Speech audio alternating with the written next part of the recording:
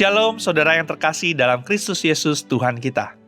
Salam jumpa dalam program Tuhan adalah Gembalaku. Saudara, setelah kita melewati daftar panjang silsilah dari Tuhan Yesus, hari ini kita tiba pada puncaknya. Kelahiran Sang Mesias.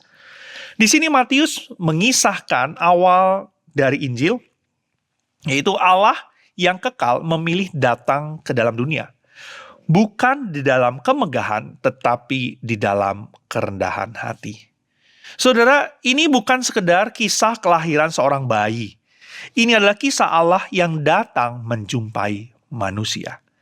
Mari kita bersama-sama membaca dari Matius 1, ayat 18 sampai dengan ayat 25. Kelahiran Yesus Kristus adalah seperti berikut. Pada waktu Maria, ibunya, bertunangan dengan Yusuf, ternyata ia mengandung dari Roh Kudus sebelum mereka hidup sebagai suami istri. Karena Yusuf suaminya seorang yang tulus hati dan tidak mau mencemarkan nama istrinya di muka umum, ia bermaksud menceraikannya dengan diam-diam. Tetapi ketika ia mempertimbangkan maksud itu, malaikat Tuhan nampak kepadanya dalam mimpi dan berkata, "Yusuf, anak Daud, janganlah engkau takut mengambil Maria sebagai istrimu, sebab anak yang dalam kandungannya adalah dari Roh Kudus. Ia akan melahirkan anak laki-laki, dan engkau akan menamakan dia Yesus, karena dialah yang akan menyelamatkan umatnya dari dosa mereka." Hal itu terjadi supaya genaplah yang difirmankan Tuhan oleh Nabi. Sesungguhnya anak darah itu akan mengandung dan melahirkan seorang anak laki-laki, dan mereka akan menamakan dia Immanuel, yang berarti Allah menyertai kita. Sesudah bangun dari tidurnya, Yusuf berbuat seperti yang diperintahkan malaikat Tuhan itu kepadanya. Ia mengambil Maria sebagai istrinya, tetapi tidak bersetubuh dengan dia sampai ia melahirkan anaknya laki-laki, dan Yusuf menamakan dia Yesus. Saudara, apakah saudara pernah menunggu seseorang yang sangat penting datang berkunjung ke rumah? Mungkin kita pasti bersiap-siap ya, membersihkan rumah kita, merapikan rumah kita, menyiapkan sambutan yang terbaik. Tapi bayangkan, Allah sendiri datang, tapi ternyata dia datang bukan di istana atau di rumah orang yang penting. Melainkan, Allah sendiri datang sebagai manusia di palungan yang kecil, di kota Bethlehem, kepada sepasang muda yang sederhana, yaitu Yusuf dan Maria. Yesus datang bukan untuk disambut dengan kemewahan, melainkan dengan iman. Ia datang bukan untuk orang-orang yang merasa sempurna, tetapi untuk mereka yang sadar bahwa mereka butuh penyelamat. Dan berita ini dimulai dengan hal yang nampak tidak mungkin. Seorang perawan mengandung dari Roh Kudus. Ia akan melahirkan anak laki-laki dan engkau akan menamakan dia Yesus, karena dialah yang akan menyelamatkan umatnya dari dosa mereka. Saudara, nama Yesus berarti Yahweh menyelamatkan. Di dalam nama itu terkandung misi utamanya, bukan sekedar menjadi guru, bukan sekedar menjadi teladan moral, tetapi juru selamat dunia. Yesus datang bukan untuk memperbaiki sistem moral, sistem sosial, melainkan untuk memulihkan hati manusia yang berdosa.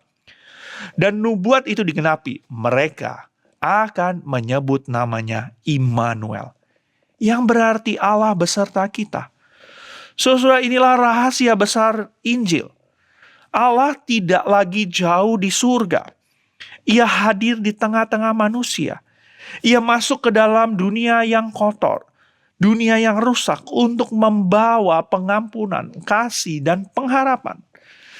Sementara itu, tokoh Yusuf menunjukkan ketaatan tanpa banyak bicara. Ia tidak protes. Ia tidak berdebat. Yang ia lakukan hanya taat.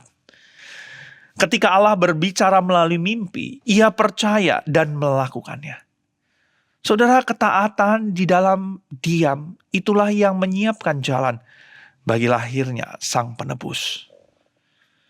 Saudara, mungkin kita juga saat ini sedang menghadapi sesuatu yang sepertinya kita tidak mengerti. Situasi yang sulit, keputusan yang berat, atau jalan hidup yang nampaknya aneh. Namun seperti Yusuf dan Maria, mari kita belajar percaya bahwa rencana Allah selalu lebih besar daripada penjelasan-penjelasan manusia. Nama Immanuel adalah jaminan bagi setiap kita. Jaminan akan apa? Jaminan bahwa Allah bersama dengan setiap kita. Bukan hanya di masa-masa sukacita, di masa-masa senang, tetapi juga di masa-masa ketakutan, di masa-masa kebimbangan, di masa-masa di mana kita tidak merasa jelas. Saudara terkasih, Yesus datang bukan hanya 2000 tahun yang lalu. Saat ini pun Dia ada di tengah-tengah kita. Dia ada di dalam hati setiap kita yang mau terbuka baginya. Kelahirannya adalah pengingat bahwa Allah tidak meninggalkan kita, melainkan Dia ada dan tinggal bersama dengan setiap kita, anak-anaknya. Mari kita bersatu dalam doa. Ya Tuhan, kami bersyukur bahwa Engkau adalah Allah yang ada tinggal bersama dengan kami. Engkau bukan Allah yang jauh dari kami, tapi Engkau adalah Allah yang bersama dengan kami. Dan biarlah saat kami mengingat ini, dan kami sadar Engkau ada bersama dengan kami, ini boleh memberikan kami ketenangan, berikan kami keyakinan untuk boleh melangkah.